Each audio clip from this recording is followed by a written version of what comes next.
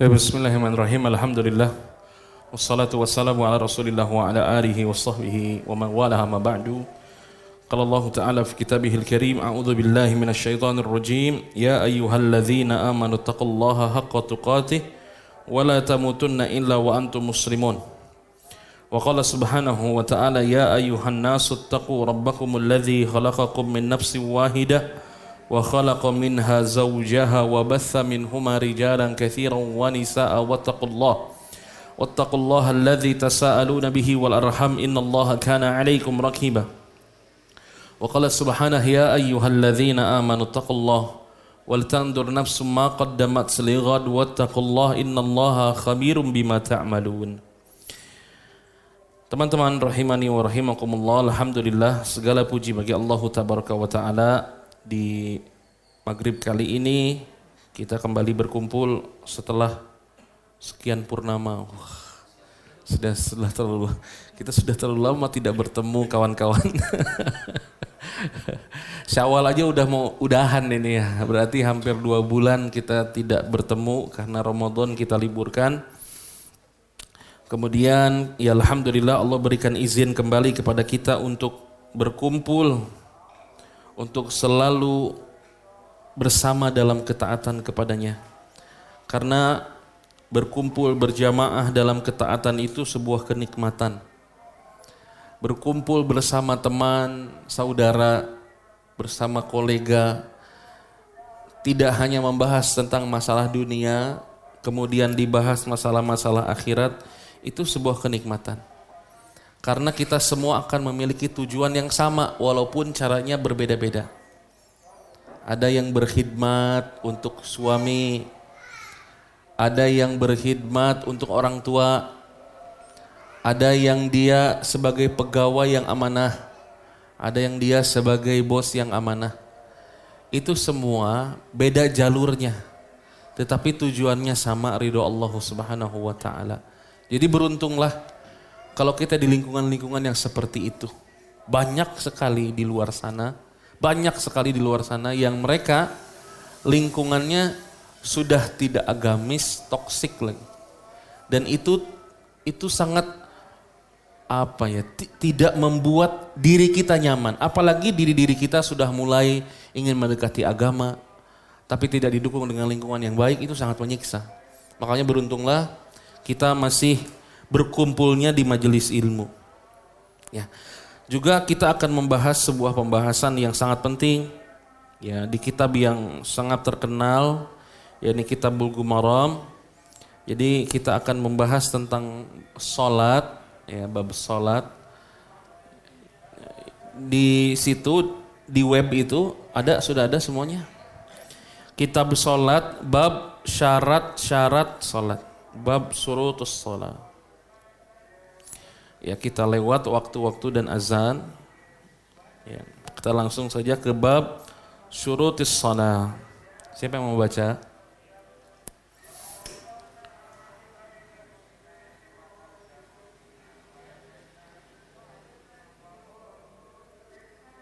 Siapa yang mau baca?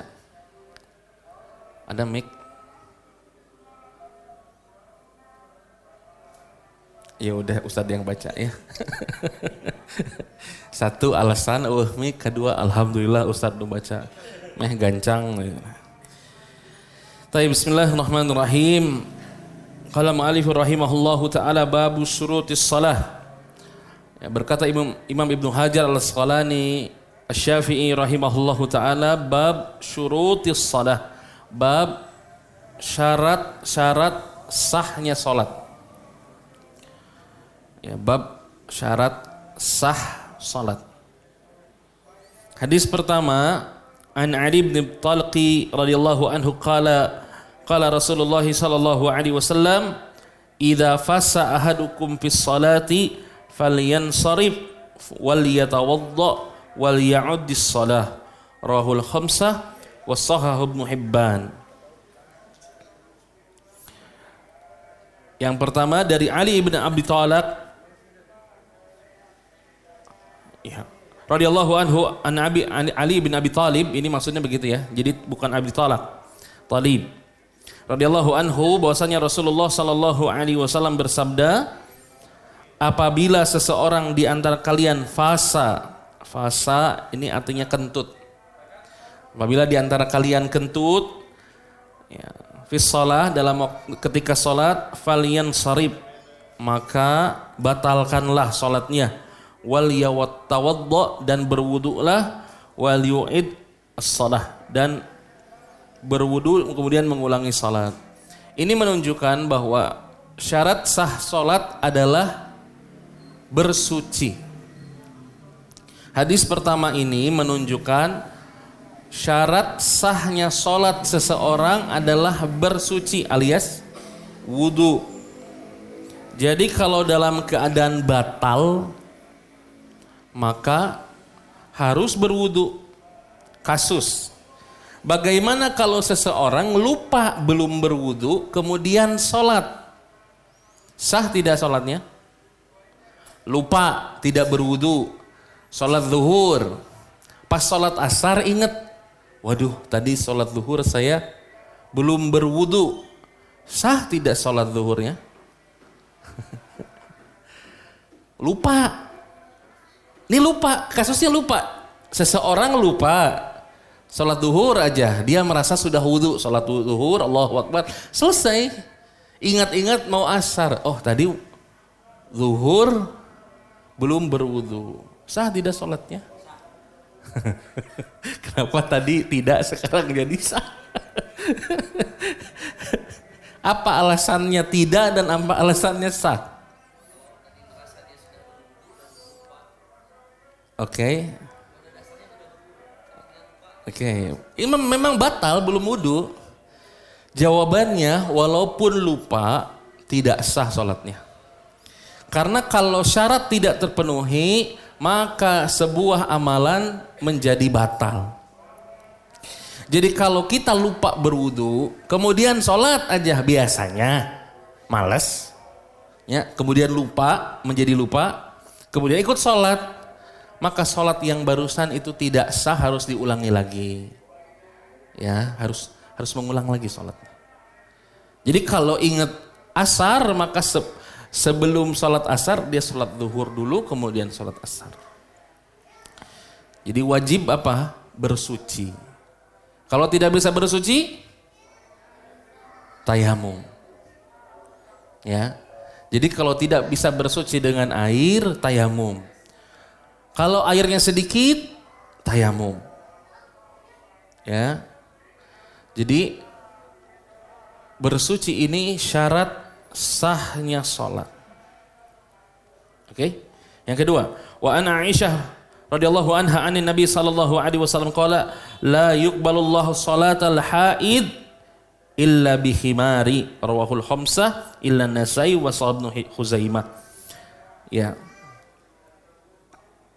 Dari Ibunda Aisyah radhiyallahu anha bahwasanya Rasulullah bersabda, Allah Subhanahu wa taala ya tidak menerima salat seseorang yang sedang haid. Artinya perempuan yang belum bersuci tidak boleh sholat.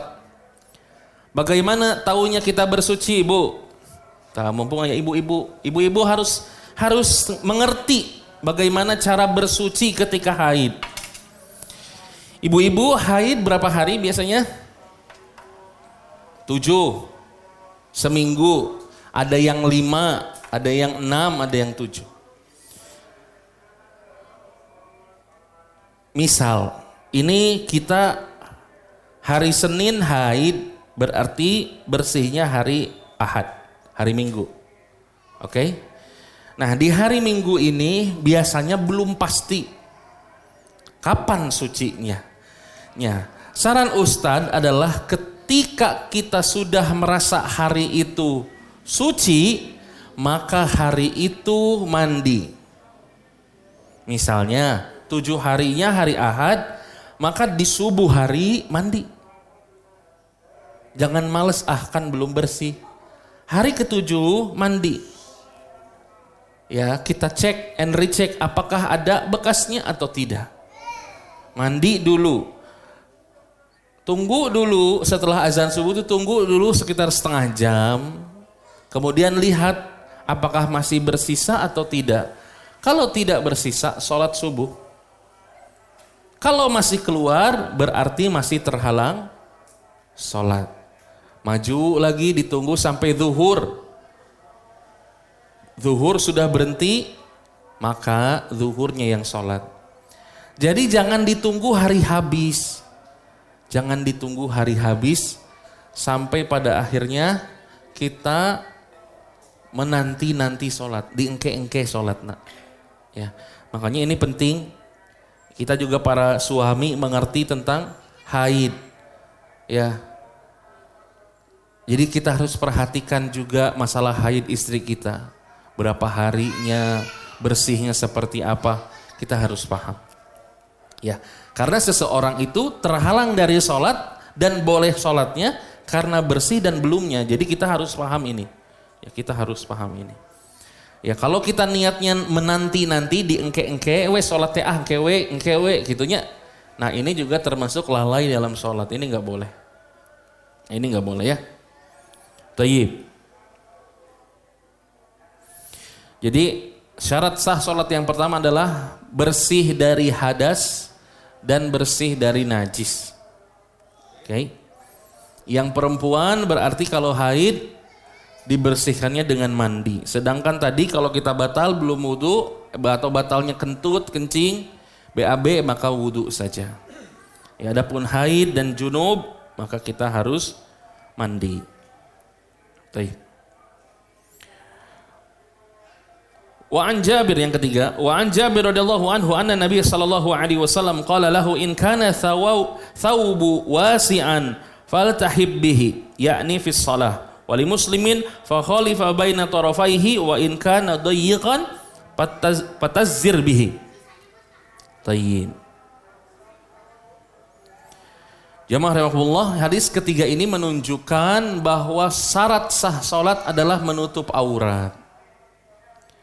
Jadi kalau aurat kita tidak tertutup, maka batal sholatnya. Makanya untuk laki-laki hati-hati kalau pakai baju dan celana, celengan suka kelihatan. Namun ke ruku, celengan ke ciri. Ke sujud, celengan hidung deh. Geuleuhnya. Maka ya harus ditutup, pakai sarung makanya kan ya. Atau bajunya agak panjang, jangan pakai yang pendek-pendek. Ya, bagaimana kalau lagi sholat terus terlihat celengannya, belahan pantatnya kelihatan, geuleuh kan gitu tuh ya. Ya makanya kita pakai sarung, pakai jubah, pakai rosal, ya pakai rompi sholat itu lebih baik ya. Jangan sampai aurat kita terlihat, karena kalau terlihat itu bisa mengurangi pahala dan menguranginya besar. Ya. Di hadis ini Nabi SAW menyuruh untuk menutup tubuh dan memakaikan sarung. Bahkan yang berihram itu kalau mau sholat ditutup bahunya, nggak boleh terbuka. Ya. Jadi kalau mau sholat ketika memakai ihram, bahunya keduanya harus tertutup. Ya. Kalau perempuan seluruh tubuhnya harus tertutup kecuali wajah dan telapak tangan. Perempuan kalau sholat, kalau pakai cadar harus dibuka cadar. Harus dibuka cadarnya kecuali di tempat yang terlihat. Ya. Ya, jadi menutup wajah, melipat baju, menggulung celana itu nggak boleh. Ya, mengurangi pahala. Ya, mengurangi pahala. Jadi laki-laki auratnya dari mana? Dari pusar sampai ke lutut. Jadi pakai baju basket ge sah salatna. Tapi teu pantes. Basket, pakai baju basket salat sah teu? Sah salatna. Auratnya mana? Dari pusar sampai lutut. Kita pakai sontok, celana sontok, sah teu? Sah. Ngan teu sopan. Gak sopan, tidak pantas. Secara fikih sah. Tapi secara adab kepada Allah tidak pas, ya. Sedangkan perintah Allah Subhanahu wa taala, khudu zinatakum inda kulli masjid. Pakailah pakaian-pakaian terbaik manakala Anda datang ke masjid. Ya. Jangan sampai kita pakai baju atau celana yang asal-asalan kalau mau sholat. Harus yang terbaik. Sopan, ya. Jadi menutup aurat. Laki-laki auratnya dari pusar sampai ke lutut. Sedangkan perempuan seluruh tubuhnya kecuali wajah dan telapak tangan. Sini. Sini duduk sini. Selanjutnya.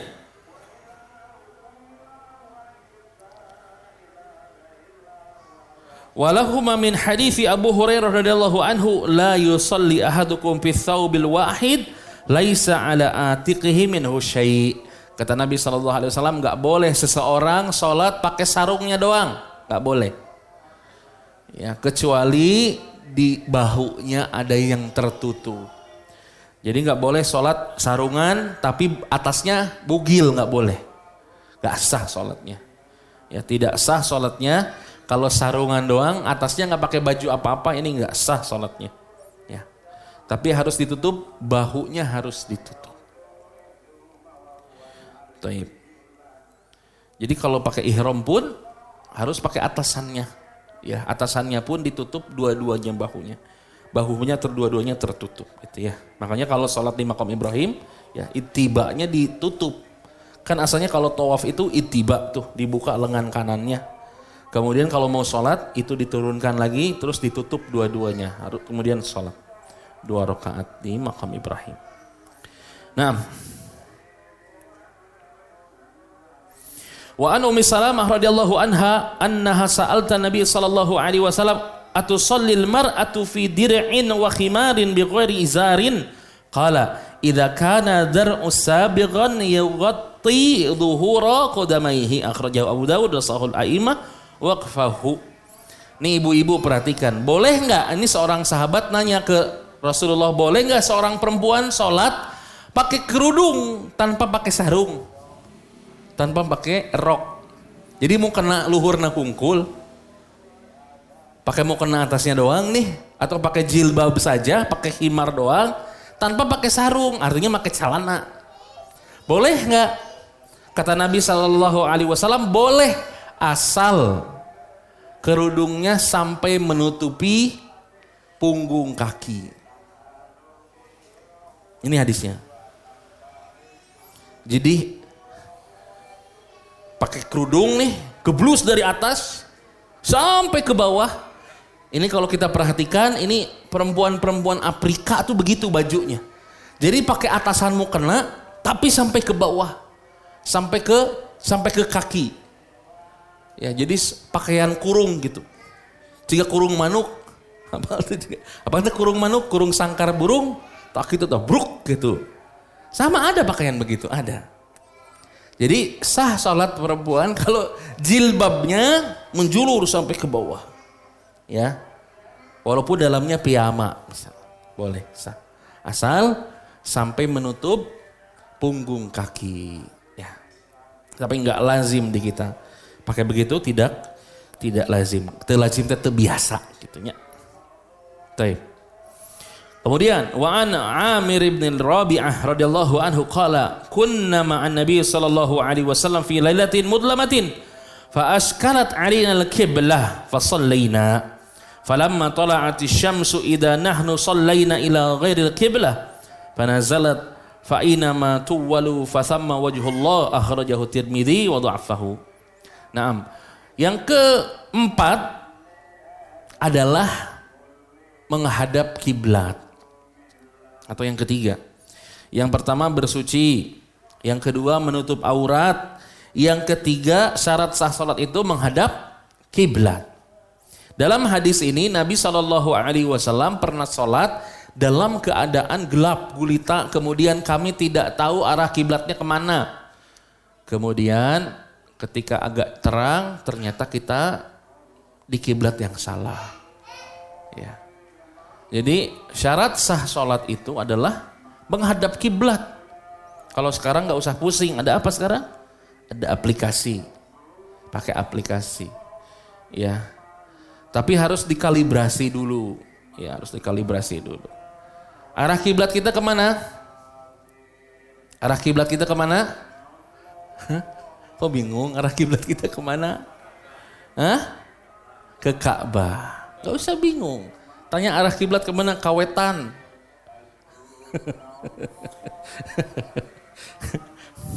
Wetan set. Kak tirah kiblat jadi wetan.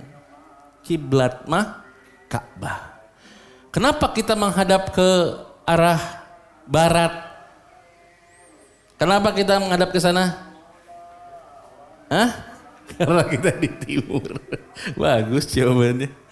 Kenapa kita menghadap ke barat? Kalau kita ngadep timur nyampe Ka'bah tuh. Kang Roni yang sholat di Masjidil Haram ngadepnya kemana? Muter tuh. Berarti kalau kita ngadep sana ngadep kiblat juga dong? Masa?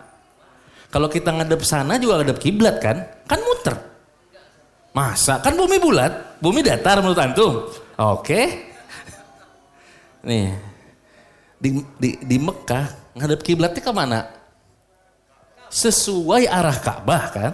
Yang di utara ngadep kemana? Ke selatan. Yang di selatan ngadep utara. Ya, yang di tenggara ngadep ke barat daya.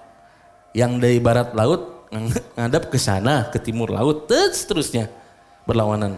Berarti yang kita ngadep ke sana juga nyampe, kan muter gitu. Kalau kita juga ke sana nyampe, muter gitu. Mun di tangan mah nepi. Tapi nah bet ka dieu. Betul. Betul. Karena arah ke sini lebih dekat. Jarak kita menghadap ke arah barat itu lebih dekat. Berapa jaraknya? 9.000 kilometer. Kalau kita ngadep ke situ mungkin 2 kali lipat.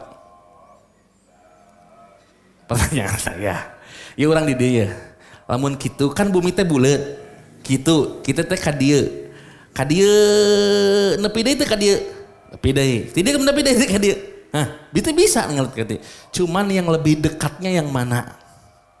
Gitu. Nah, lebih dekatnya Indonesia ke arah barat. 9.000 km. Kurang lebih.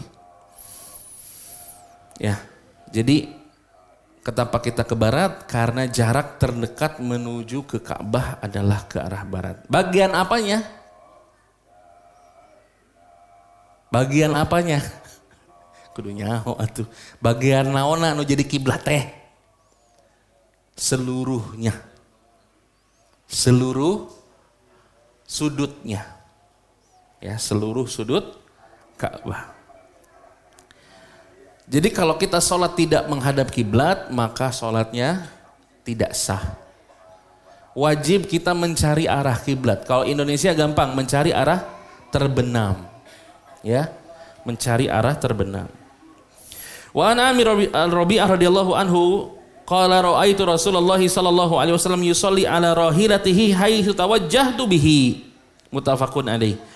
Wa zada al-Bukhari radhiyallahu rahimahullahu taala yu'mi'u bi ra'sihi wa lam yakun yasna'uhu fil maktubati.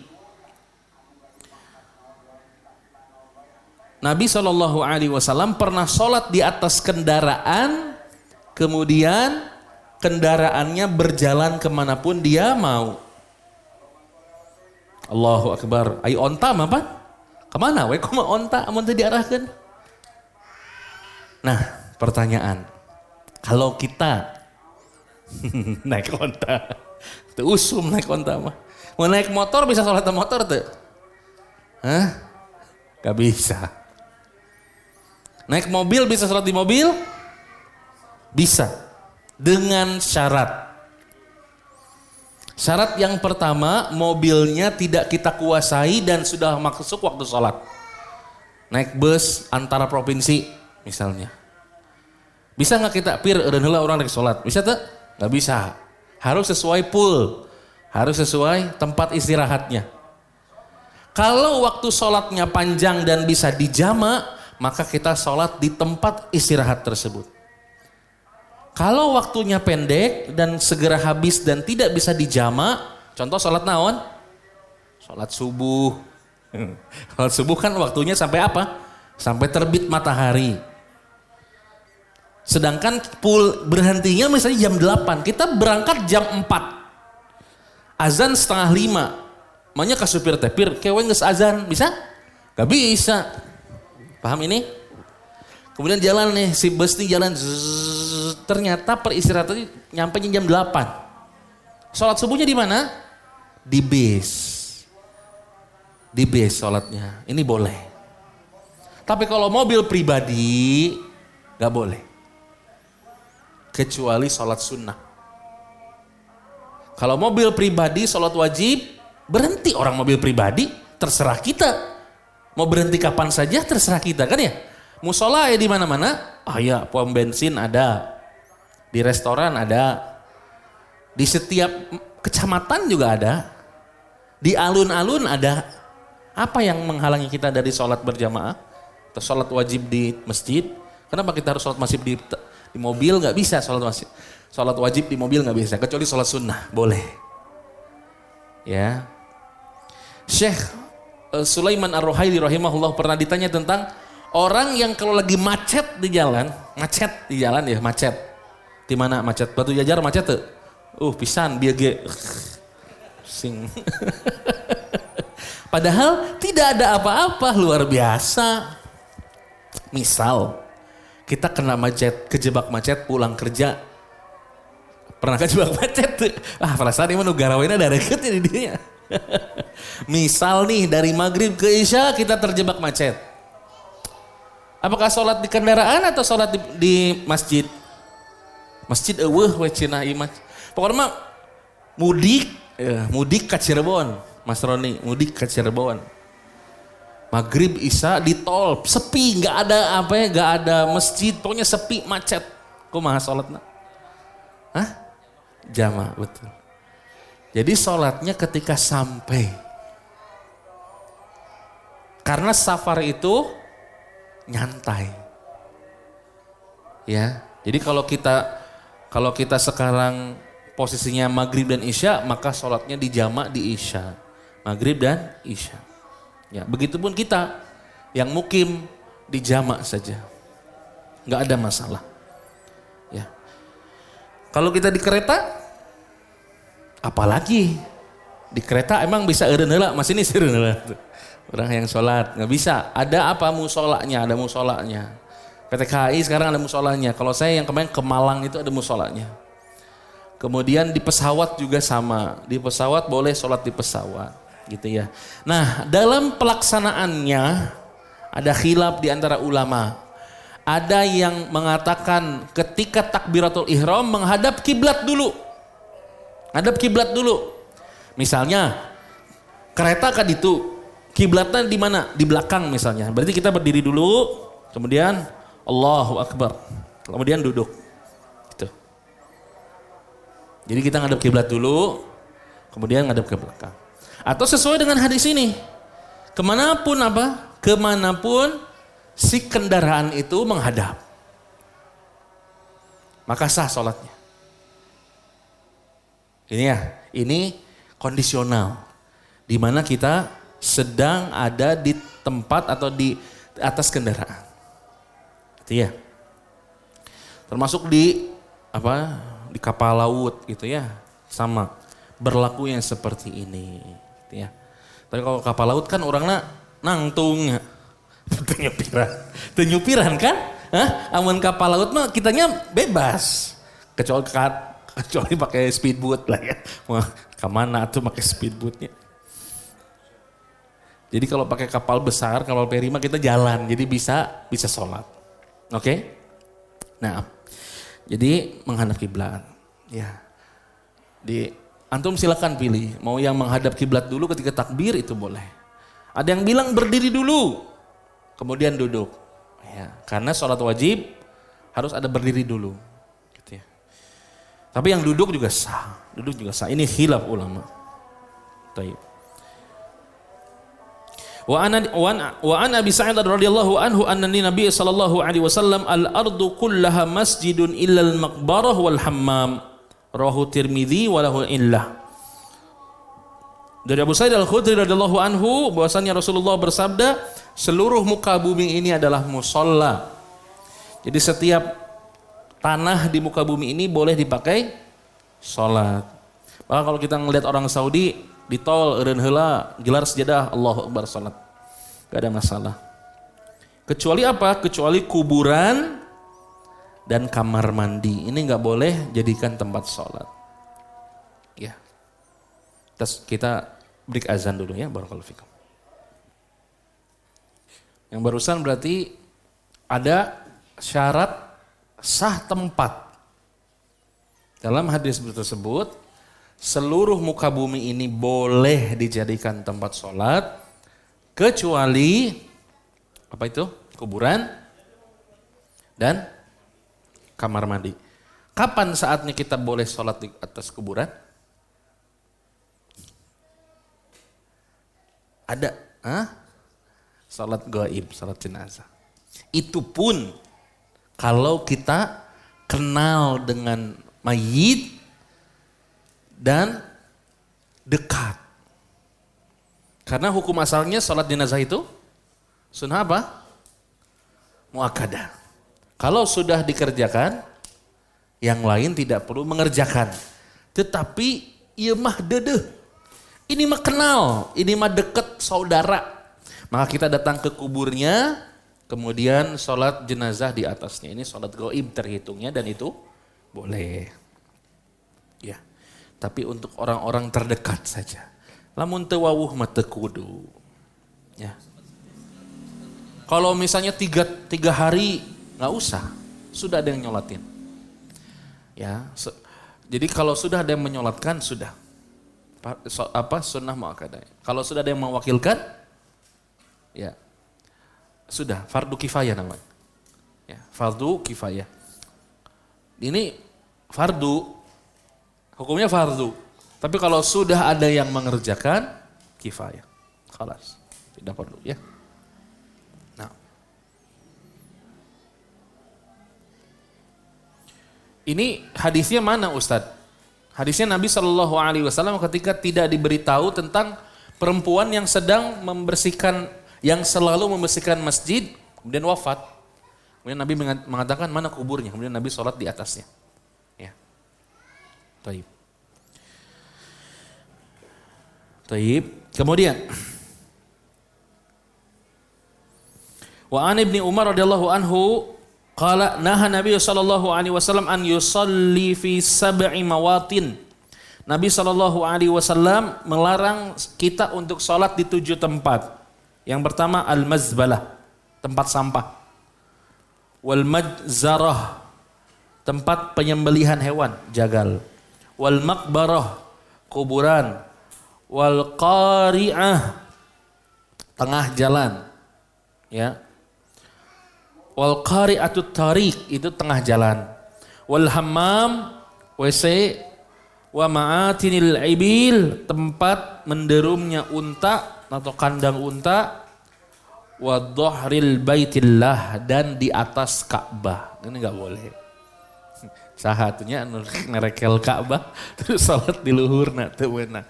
Jadi kalau kita salat di atas Ka'bah itu enggak boleh ya. Jadi yang pertama mazbalah, tempat sampah. Nggak boleh sholat di tempat sampah. TPA atau TPS atau jarian. Udah kayaknya apa tuh jarian? Jarian itu tempat sampah. Jadi mau digunukeun sampah di dinya, itu jarian karena teh. Tetong ngaliwat ke dinya sok aya jurig jarian. Jurig jarian teh tukang miceun sampah. Kamu tahu orang tua bilang jurig jarian itu gara-gara orang nyimpen sampah sembarangan, jurig jarian gitu. Ya, makanya jadi orang Sunda seutuhnya, biar nggak kemakan mitos ya. Kemudian wal mazzarah, ya, tempat penyembelihan hewan. Ini nggak boleh, yang berlumuran darah ini nggak boleh. Ya, wal maqbarah, kuburan juga tidak boleh. Wal qari'atut tariq, tengah jalan, kecuali sudah disepakati sebelumnya. Misalnya jalannya ditutup dulu untuk sholat Id, biasanya disepakati dulu, maka ini jadi boleh. Ya, ini tiba-tiba ente sholat luhur tengah jalan, nggak boleh. Ya. Demo sholat sisi jalan, ayo masjid kosong, aneh kan? Aneh banget. Wal ma'atinil ibil, kandang onta. Ya, ini kandang onta itu kita temui, kandang onta itu jangan dipikir kandang onta di kandangan tentunya. Itu di tanah, terus di pageran hungkul gitu. Ini nggak boleh dipakai tempat sholat, gitu ya. Kemudian di atas Ka'bah, ini juga nggak boleh. Wan Abi Marsadi Al-Ghanawi radhiyallahu anhu qala sami'tu Rasulullah sallallahu alaihi wasallam yaqul la tusallu ilal quburi wa la tajlisu 'alaiha. Tidak boleh salat menghadap kuburan. Jadi kalau antum salat di masjid yang ada kuburan enggak boleh. Di dalamnya ada kuburan. Salat ya, di jerona ya kuburan. Di depan pangimbarana ya kuburan, enggak boleh salat di situ. Ya. Gak boleh menghadap kuburan. Kemudian tidak boleh duduk di atas kuburan. Kalau kita berziarah kubur, nganter, ngelayat, gak boleh deh duduk di atas kuburan, gak boleh. Ya, nincak, gak boleh, nginjek. Kalau ngalengkah menang. Yang tidak boleh itu menginjak dan duduk di atas kuburan. Ya, kadang kita kalau ngelayat kan duduk gitu ya. Dina naon, dina keramik nah. Ya, tidak boleh membangun kuburan jamaah. Ya, membangun kuburan bukan tanda sayang ke orang tua, bukan. Ya, justru Nabi SAW melarang untuk membangun kubur, melarang. Menyemen enggak boleh. Di keramik, di lampuan, di kerudungan, buat apa? Bukan menandakan tanda cinta dan sayang kepada orang tua. Bagaimana caranya? Uang untuk membangun kuburan, untuk membangun atap kuburan itu dipakai sedekah atas nama orang tua. Badal haji, badal umroh itu lebih baik dibandingkan untuk ngebangun kuburannya. Udah nggak ada manfaat buat orang tuanya, nggak ada manfaat sama sekali. Ya nggak apa-apa, ini nanti diklip viral deh wae Ustaz Hari. Tenanawan lah ya. Jadi nggak perlu dibangun kuburan orang tua. Ya, tanda sayang kita alihkan dana untuk membangun kuburan itu, alihkan untuk membangun musola, untuk anak yatim atas nama orang tua kita, itu lebih bermanfaat dibandingkan membangun kuburan yang mendatangkan kemarahan Nabi Shallallahu Alaihi Wasallam. Baik. Jadi syarat sah salat selanjutnya adalah di tempat yang layak, ya di tempat yang layak. Wa an Ibni Mas'ud wa Nabi Sa'id radhiyallahu anhu qala Rasulullah sallallahu alaihi wasallam idza jaa ahadukumul masjida falyanzur fa in ra'a fi na'laihi adzan aw qadaran falyamsahu wal yusalli fihima akhrajahu Abu Dawud wa Ibnu Khuzaimah. Selanjutnya syarat sah salat adalah bersihnya dari najis. Perhatikan sejadah kita, perhatikan sarung kita, ya, perhatikan kaos kaki kita yang kita pakai untuk sholat. Dalam konteks hadis ini Nabi menyuruh untuk memperhatikan sendal, karena dulu sholatnya pakai sendal. Nggak ada keramik dulu, di tanah. Makanya sholatnya para sahabat pakai sendal. Nah, sebelum masuk masjid perhatikan dulu sendalnya, apakah ada kotoran unta atau enggak. Kalau ada kotoran unta maka digesrek-gesrek, digesek-gesek ke tanah. Kalau sudah hilang baru masuk masjid. Ya. Perhatikan kalau yang melihara kucing perhatikan apakah ada bau pipis kucing atau ada tainya, itu diperhatikan karena najis. Ya. Tai ayam najis tidak? Tidak, tapi kotor. Maknya rek salat dina tai kotok didinya sah. Ya, ini nih. Kalau orang memahami hanya sekedar fikih saja, ya bisa jadi tidak sesuai dengan adab. Karena fikih hanya berbicara boleh tidak, halal haram. Paham ini? Daging berit halal haram? Halal. Man layak gak dimakan? Tikus halal tidak? Halal, tapi pantas nggak buat dimakan? Hah? Hah? Di Manado ada Manado. Ya.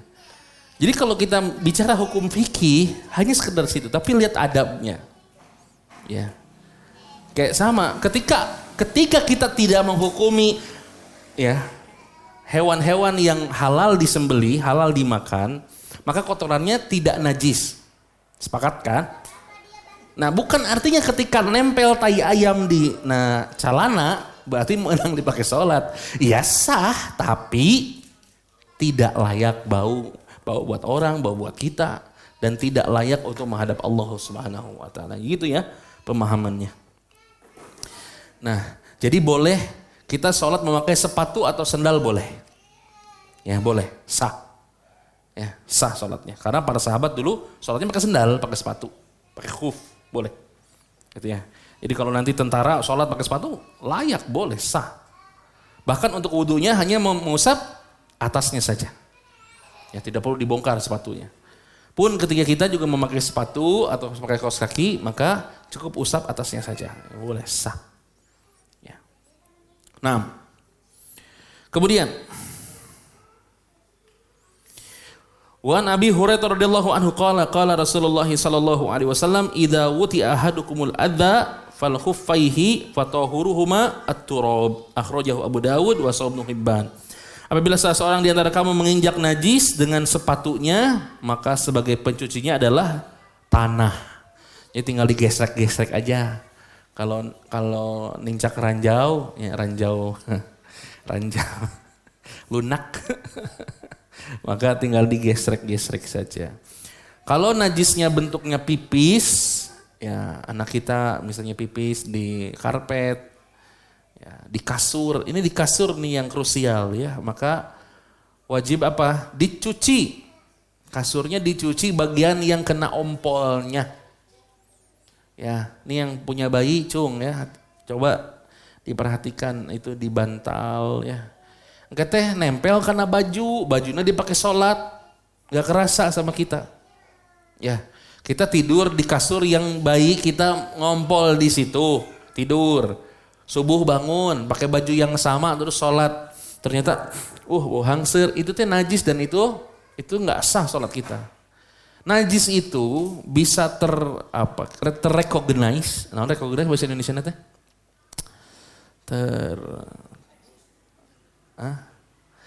Najis itu masih ada selama baunya ada. Jadi selama baunya ada maka najisnya ada. Kalau bau pesingnya masih ada berarti masih ada najis. Ya. Tapi jangan pakai cara instan. Pakai cara apa? Sabun.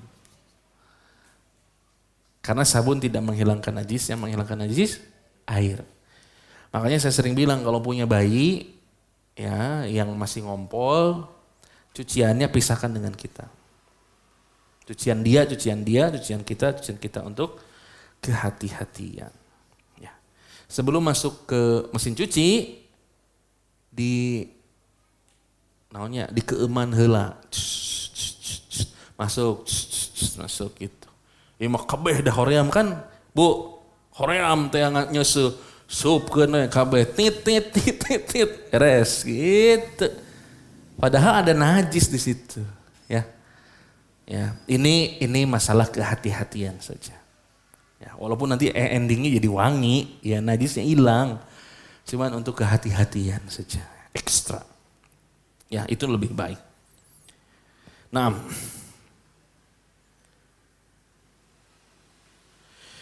wa an Muawiyah bin Abdul Hakam radhiyallahu anhu qala Rasulullah sallallahu alaihi wasallam inna hadhihi shalah la yasluhu fiha syai'un min kalamin nas innama huwa tasbih wa takbir wal qiraatil Quran rawahu Muslim.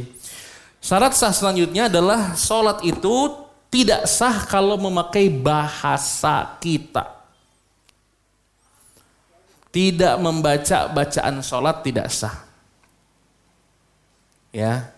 Jadi kalau kita membaca bacaan sholat, maka bacalah apa yang diajarkan. Gak boleh pakai bahasa Sunda, bahasa Indonesia, bahasa Jawa, bahasa Inggris, bahasa Itali, bahasa Spanyol gak boleh. Harus pakai bahasa sholat.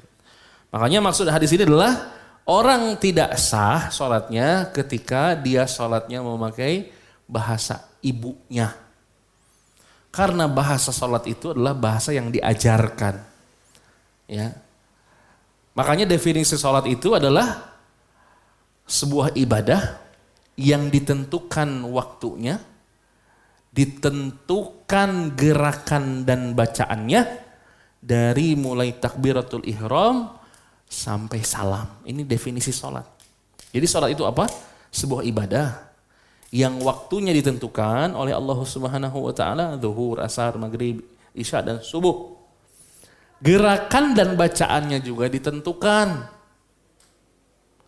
Dimulai dengan takbiratul ihram, diakhiri dengan salam. Itu ya. Jadi sholat itu harus memakai bahasa atau bacaan yang diajarkan. Insya Allah nanti kita akan bahas ini ya sampai ke akar-akarnya. Kita bahas komponen sholatnya dulu. Baik.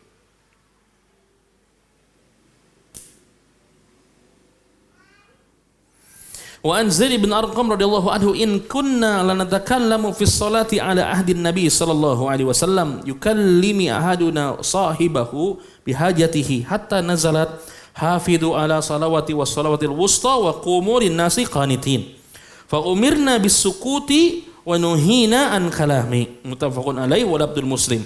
Dulu ya, ini. Kata Zaid bin Arqam, dulu kalau kami lagi sholat kami bisa ngobrol.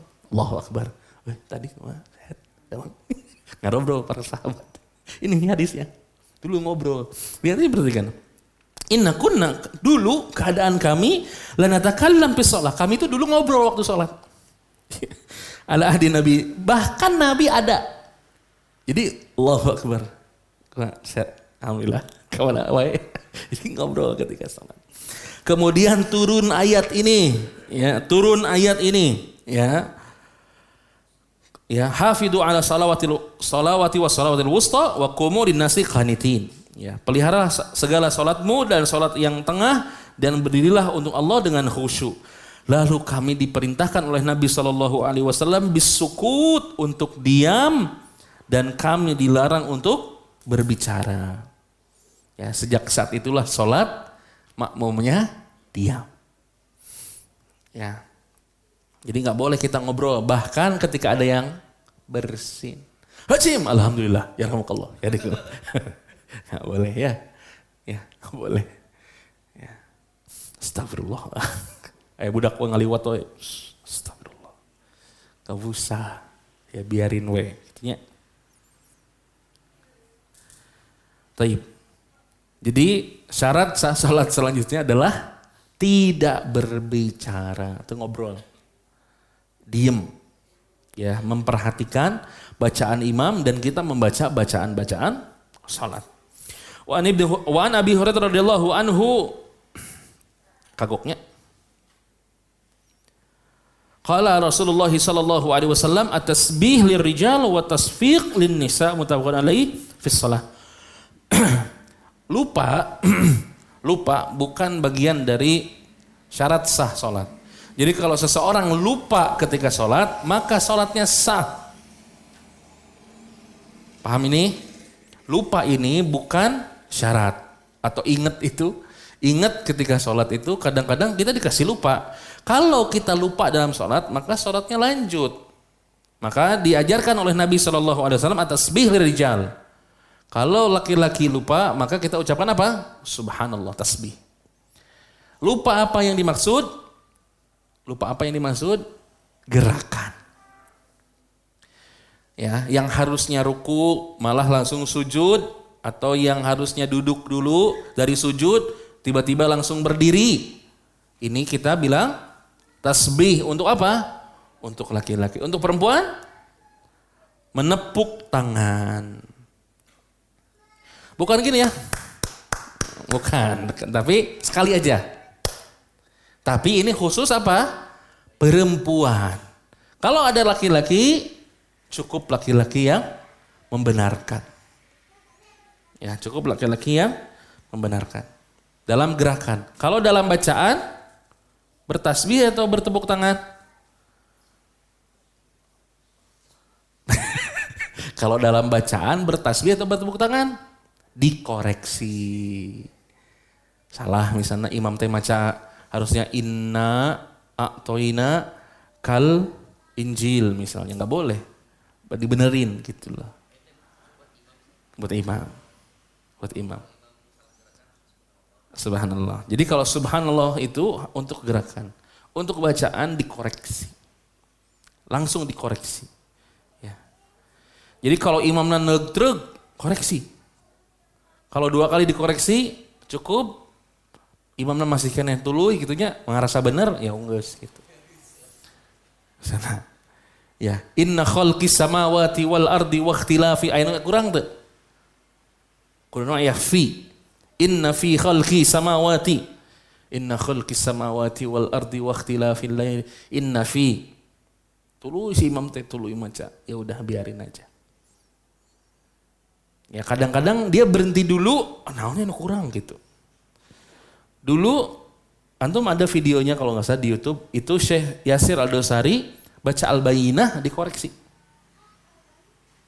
Lam yakunil ladzina kafaru min ahlil kitabi wal musyrikina munfakina hatta ta'tiyahumul bayyin. Ada yang terlewat kemudian dikoreksi. Tapi habis beres, geus beres ya, balik deui, baca deui. Itu enggak ada masalah. Ya. Yang jadi masalah tuluy dikoreksi eta jadi masalah eta. Koreksi we enggak salat si eta. Ya. Nah, ini perlu nih ente yang nonton di luar sana ente perhatiin. Kalau lagi ngetes hafalan jangan di salat wajib. Ngetes hafalan di sholat sunnah. Kesian yang di belakang. Ente bahas juz 7. Yang di belakang hafalannya juz 30 setengah. 30 tapi setengah keneh gitu. Bingung ngoreksinya. Antum kalau mau ngetes hafalan sholat sunnah. Lebih baik. Ya. Membaca bacaan-bacaan yang asing bagi makmum. Itu mendatangkan madharat. Kalau lupa, siapa yang mau benerin? Ya, boleh. Tetapi kita lihat situasi. Kalau di belakang kita ustadz, di belakang kita santri, gak ada masalah. Kalau di belakang kita nih marbot. Atau yang ya orang kampung gitu ikut sholat gitu, jangan macam-macam deh ya. Ya. Tawadu saja. Lebih baik. Ya. Ini diucapkan oleh Nabi kepada siapa? Mu'adz bin Jabal. Ketika Mu'adz datang ke Yaman, Mu'adz bacana naon? Al-Baqarah. Hayang agul, Allahu Akbar, Alif Lam Mim. Sabar ayat? 10? Enggak, 286 ayat dibaca. Assalamualaikum, sepi orang capek. Sejam. Udahlah, baca kulhu. Atin. Baca yang orang di telinganya familiar. Baca. Ya. Ayat-ayat pendek, qasirah. Ya. La yukallifullahu nafsan illa wus'aha. Yang gitu orang dengar. Ya. Yang orang-orang dengar, ya ayyuhalladzina amanu kutiba alaikumus. Orang-orang biasa dengar, baca yang kecil-kecil, yang pendek-pendek, potongan-potongan ayat. Ya. Baca juz 7, subhanallah, orang nggak ngerti. Ya. Kadang ustadznya yang di belakang juga harus murojaah dulu. Aduh, kemana ya? Nggak setiap ustadz juga siap ngoreksi. Tawadu saja itu lebih baik. Orang tahu ente penghafal Quran. Tahu. Ya. Baik. Jadi lupa bukan bagian dari tidak menjadi bagian dari syarat. Ya. Jadi kalau lupa tidak masalah. Kemudian wa an Mutarrib ibn Abdullah ibn Sakhir an abihi qala raaitu Rasulullah sallallahu alaihi wasallam yusalli wa fi sadrihi azizun ka azizil mirjalin min bil bukai. Akhrajahul khamsah illa Ibnu Majah wa Sahih Ibnu Hibban. Ini menandakan juga menangis bukan bagian dari batalnya sholat. Kalau seseorang menangis ketika sholat, maka tidak batal sholatnya. Hadis ini dari Muthalib ibn Abdullah ibn Abi Syikir, dari ayahnya ia berkata, aku melihat Rasulullah SAW sedang sholat dan di dadanya seperti suara air yang mendidih. Nangis. Jadi Nabi itu nangis sambil apa? Ya kayak apa ya? Nangisnya berat. Ya ditahan. Jadi kadang kita menahan nangis kalau ketika membaca Al-Quran, ini tidak membatalkan sholat. Ya, tidak membatalkan sholat. Wa an Ali radhiyallahu anhu qala kana li ma'a Rasulillah sallallahu alaihi wasallam madkhalani faqnutu idza ataituhu wa huwa yusalli tanahnaha li, rawahu Nasa'i wa Ibnu Majah. Jadi ini juga bolehnya kita membuka dulu pintu ketika ada yang mengetuk pintu ketika di rumah sendirian. Assalamualaikum. Pertama, dam. Kalau nggak ngerti juga, keraskan takbirnya. Allahu Akbar. Tengarti kene, buka pantona sholat hareupeunana. Allahu Akbar. Meh ngarti urang teh keur sholat. Urang teh keur sholat ieu teh. Kekudor, Assalamualaikum. Paham dulu. Dan adab bertamu itu ketuk 3 kali dengan 3 kali salam. Kalau tidak ada jawaban, mulih wis, pulang. Tok. Assalamualaikum warahmatullahi wabarakatuh. Tunggu dulu. Kasih jeda dulu. Ketok lagi. Akhirnya mang mesti ketok di WA, di telepon, diketok deui. Kamana tuh adabnya 3 kali. Kalau tidak ada, iman dia memang tidak ada di rumah atau enggak mau diganggu. Dia juga ada urusan. Ya. Jangan merasa si paling penting. Saya tahu tengah belas WA orang. Sepenting apa sih kamu? Berarti jika abdi sekarang sudah kalau enggak masuk WA, masuk DM. Ustadz saya sudah WA begini. Saya bilang WA nu mana? Loba teuing nu enggak WA ke saya. Pusing. Makanya saya ngepin aja. Pin grup produksi, grup media, istri saya, grup keluarga, udah selesai. Sisanya kalau ada pekerjaan. Kalau tidak ada, aduh liur, pusing. Kalau mau nanya, nih nanti di klip Jur.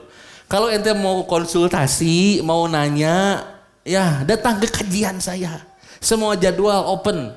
Datang ke kajian, datang kita. Nanya, Ustadz saya mau bertanya. Atau Ustadz abis kajian saya mau nanya. Nah gitu we. Kadang WA. Gak kebales. Piduh. Al-Haki. Sampai harus telepon. Ini ada yang WA antum tadi balas-balas. Liur. Saya screenshot. Unread-nya aja berapa. Pusing. Dan hari-hari emang Ustadz nyepengan HP. Henteu Ustadz ge jelema aya kegiatan. Sama saya juga nyuci motor, ada nganter anak ke sekolah, sama manusia biasa saya juga. Ya. Nah, ini konteksnya di sini ketika kita bertamu kemudian si tuan rumah sedang sholat. Apa yang dikerjakan oleh tuan rumah? Maka yang pertama, daham. Ya.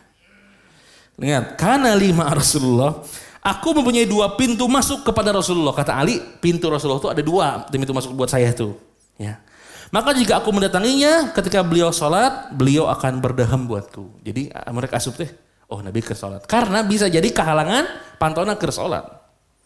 Gitu. Ya. Jadi kalau kita sedang sholat, kemudian ada yang bertamu, maka yang pertama daham. Kalau nggak ngerti, keraskan takbirnya. Allahu Akbar. Sami Allahu liman. Biar kedengeran sama dia, kita lagi sholat ini. Ya. Atau kalau enggak, buka dulu pintunya, kemudian kita lanjutkan sholat. Ya, taib. Jadi melangkah, antum melangkah ke pintu, buka pintunya tanpa berbicara, lanjut sholat, sah sholatnya. Taib. Ya. Sama ketika anak nangis, anak nangis ya tibebut, gubluk. Nah, kita ambil aja, lagi sholat nih, ambil anaknya, pangku, lanjutin sholat. Ya, paham ini? Sama ilahnya. Nah, 2 lagi, 3 lagi. Wa an Ibnu Umar radhiyallahu anhuma qala qultu li Bilal kaifa ra'aitu Nabi sallallahu alaihi wasallam yuraddu alaihim hina yusallimuna alaihi wa huwa yusalli qala yaqul hakadha basata kaffahu akhrajah Abu Dawud wa Tirmidzi wa sahahahu. Ya. Jadi ini konteksnya kepada Nabi ya. Kalau Nabi sallallahu alaihi wasallam kalau bertemu harus mengucapkan apa? Salam. Bahkan ketika kita melewati makam Rasulullah sallallahu alaihi wasallam disunahkan untuk mengucapkan salam. Ya. Jadi kalau kita ke Nabawi disunahkan untuk apa? Untuk mengucapkan salam. Assalamualaikum ya Rasulullah. Di depan kubur Nabi. Assalamualaikum ya Rasulullah. Nah, ketika itu kata Ibnu Umar, Bilal ya bertanya kepada Bilal, Bilal, bagaimana engkau melihat Rasulullah sallallahu alaihi wasallam menjawab salam para sahabat? Menjawab salam para sahabat ketika Rasulullah sholat. Maka Bilal radhiyallahu anhu mempraktekkan dengan membuka tangan. Jadi kalau Nabi lagi sholat, Assalamualaikum ya Rasulullah, kan itu harus dijawab. Maka Nabi mengisyaratkan begini. Kemudian lanjut sholat. Nabi begini, dan sholat. Khusus buat siapa? Buat Nabi saja. Kita mah apain ya? Aroni pamit heula, Assalamualaikum. Kudu, amun ente keur salat kan kudu ngadagoan heula beres salat. Nah, paham ini? Kalau kita menunggu dia beres salat aja. Ini khusus buat siapa? Khusus buat Nabi sallallahu alaihi wasallam. Ya, wajib kita bersalam kepada Nabi sallallahu alaihi wasallam, mengucapkan salam kepada Nabi kita Muhammad sallallahu alaihi wasallam. Kata Nabi, salawat kalian dan salam kalian sampai kepadaku. Ya, Nabi mengatakan seperti itu. Salawat kalian dan salam kalian sampai kepadaku. Makanya kata Ibnu Umar, satu-satunya yang disisakan untuk kita, hak kita kepada Nabi Sallallahu Alaihi Wasallam, ya hak manusianya adalah mengucapkan salawat dan salam. Ya, kita bersalawat kepada Nabi kita Muhammad Sallallahu Alaihi Wasallam dan mengucapkan salam ketika melewati rumahnya, ya which is kuburannya di Masjid Nabawi. Taib. Wa Nabi Qatadah radhiyallahu anhu qala kana Rasulullah sallallahu alaihi wasallam yusalli wa huwa hamilu Umamah binti Zainab. Nah ini dalil ibu-ibu atau bapak-bapak boleh menggendong anak ketika salat.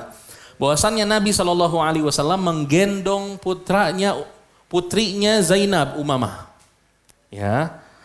Fa idza sajada wada'aha wa idza qama hamalaha. Apabila dia sujud beliau menyimpannya, apabila dia berdiri beliau mengangkatnya, menggendongnya.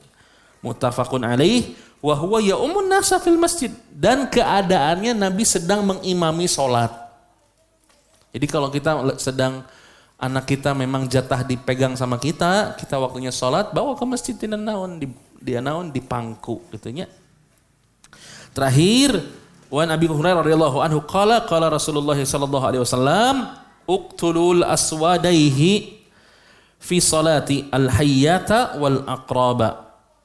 Akhrajul arba'a wa Ibnu Hibban. Ketika sholat boleh membunuh dua hewan. Yang pertama apa? Ular. Yang kedua kalajengking. Ya, jadi aya orai keur sholat, paehan heula orayna atau kalajengkingna, lanjutkeun deui sholatna. Ini boleh ya. Taib, itu dulu yang kita akan bahas ya syarat-syarat sholat. Insyaallah kita akan bertemu lagi dengan pembahasan yang lebih dalam lagi tentang sholat. Jadi ini syarat sah sholat. Kita review dulu. Yang pertama wajibnya apa? Bebas dari hadas. Ya, harus wudu, harus mandi dulu. Yang kedua menutup aurat. Yang ketiga menghadap kiblat. Yang keempat terbebas dari najis. Kemudian harus di tempat yang layak. Tidak boleh di tempat-tempat yang dilarang. Kemudian tidak boleh menghadap ke kuburan. Ya, di tempat yang layak, cari yang layak. Kemudian setelah itu tidak boleh berbicara dengan bahasa selain bahasa salat. Ya, setelah itu yang paling penting adalah ketika kita sudah semuanya, maka yang paling penting adalah ketika menjadi makmum, isma'u wa ansit, dengarkan dan diam. Ya. Apabila imam ada kekeliruan dalam gerakan, maka kita bertasbih. Kalau dalam bacaan, diluruskan. Ya. Apabila imam nangis, maka biarkan, itu bukan bagian dari pembatal. Taib. Apabila juga kita mendatangi orang yang sholat, kemudian kita berjalan atau berdaham atau bertakbir, mengeraskan takbir, maka ini tidak membatalkan sholat. Kemudian ya menggendong anak ketika sholat ini juga tidak membatalkan sholat. Ya. Adapun yang membatalkan sholat adalah gerakan-gerakan yang tidak perlu. Ya, banyak bergerak ketika sholat yang tidak perlu, ini juga bisa membatalkan. Ya. Allahu Ta'ala a'lam. Silakan kalau ditanyakan, tafadhal. Ya. Salam.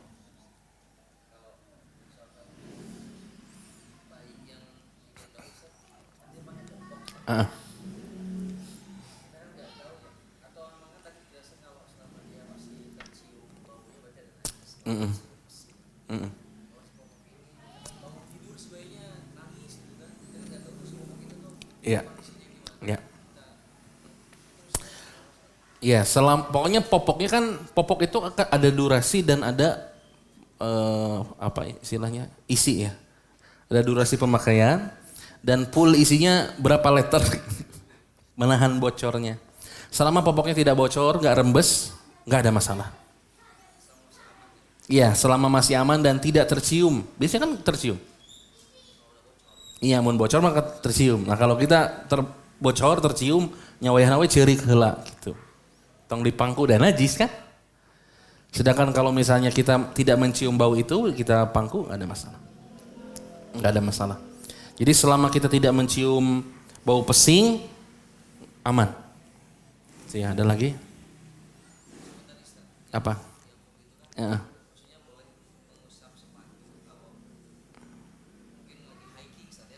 Ya. Iya. Kalau di masjid, kalau pakai kaos kakinya diusap. Iya. Jadi sebelum kita mengusap itu, posisi sebelum memakai sepatunya kita dalam keadaan suci. Mau mandi atau mau berwudu gitu. Dalam keadaan kita sudah mandi junub atau mandi sunnah, atau kita sudah berwudu, terus kita pakai kaos kaki. Ini kaos kaki dalam keadaan kita sudah memakainya dalam keadaan bersuci, maka habis itu kita usap khuf boleh. Kalau kita di masjid sekarang lepas sepatu, maka kaos kakinya yang diusap. Gitu. Kalau batal gitu. Ya, ada lagi? Cukup? Yang lain ngerti wadah lain. Ya, gimana, Kang? Oke. Sebenarnya kan itu dilihat dari kewajaran. Ya. Jadi makanya kalau kita baca buku kitabnya ulama-ulama Syafi'iyah itu tidak boleh lebih dari 3 kali. Gak perlu gitu, gerakannya gak perlu. Kakak ngerti itu perlu. Kalau gatal mah perlu, sebenarnya atel gitu nya ngaran lagi atel. Ini mah gak perlu.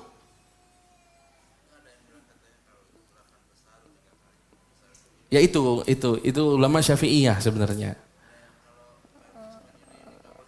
Enggak juga. Hah? Enggak juga. Entah gitu. Bebas. Ngagaro kumaha normalnya kumaha. Bebas. Yang ini enggak boleh gitu.